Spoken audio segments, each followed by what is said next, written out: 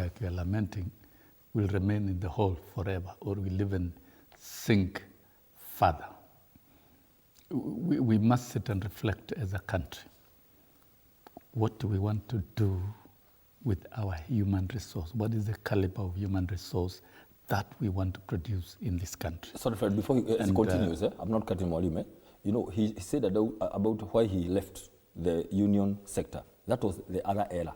Mm-hmm. Then we voted in another government with the hope that these are going to be better. So we cannot talk about hope 3 years later. No, surely. Okay. Hope is a very good breakfast, a very bad supper. Okay. No, we can't talk about hope here. Okay. 3 years later. I'm sure conversations. I'm sure this is not Mbaye show.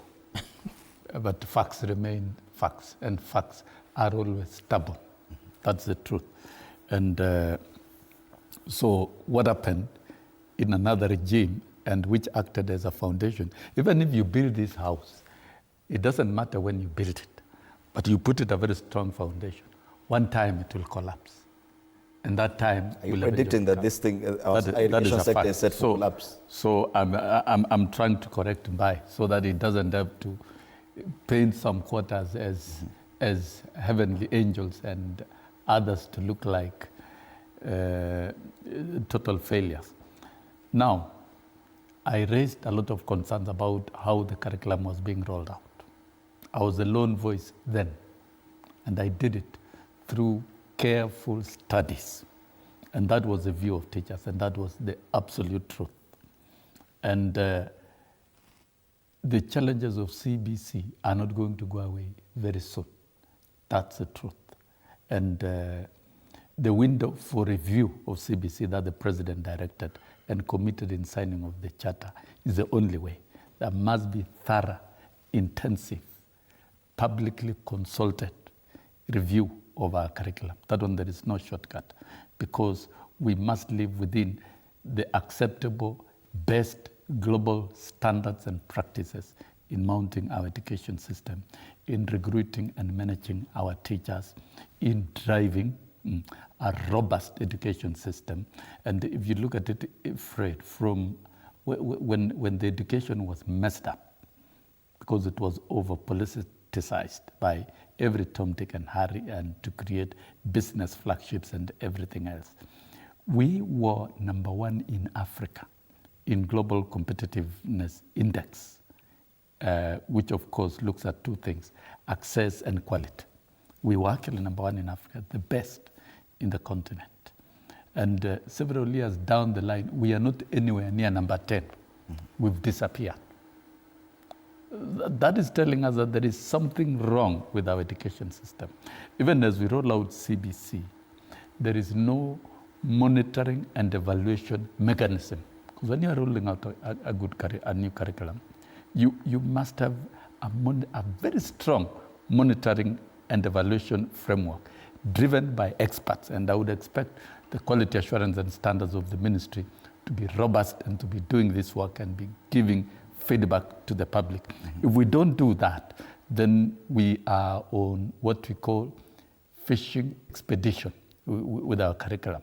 The KK administration has tried, and it has given an option to review, but I believe that review should be very professional, very extensive. It should be felt by the public, felt by everyone. And let me say, a good curriculum is one that is exciting, easy to implement by teachers, exciting to the learners, and acceptable to the parents. And we can see the end results in terms of linking it with the country's development agenda. And if we pick one, Vision 2030, to have the most competitive human resources in the world. And look here, somebody is telling us that you want to make mathematics an option, and we want to reduce the intensity, the rigor that we have in the curriculum. Because a good curriculum must be rigorous in terms of bequeathing knowledge to learners. And there is confusion here. What competencies are you trying to build in a learner in Standard 1? Because competencies in standard education systems is at post-basic level. Okay. At the very basic level, it is knowledge stage. You are expanding, grounding, and strengthening knowledge. So we must get it right. And I think this is more of a sickness of Africa. We got independence as a continent, but we didn't get independence in mounting education systems that can revolutionize Africa in terms of technology to get engineers and graduates who are innovators. 844 was the best, actually, but it was sabotaged by the West because the West cannot imagine that Kenya can go technology way and join the Asian tigers. So I think it is what we need for the country. You know, we cannot be theorizing and debating over what is obvious. And that conversation you're talking about, and to me, Fred, because you are asking, I don't bring in and vilify the politician. We are all wrong. We are all vilified, and we vilify ourselves, all of us. What did Asian countries do? They focused and invested in STEM education, and they focused in recruiting the best teachers. I've given you an example of Korea. Top students in Korea, the A's that we have in Kenya, the A's who join engineering, the A's who join medicine, the A's who join law. In Korea, they join teaching. So that over time, they have a build-up of the best teachers.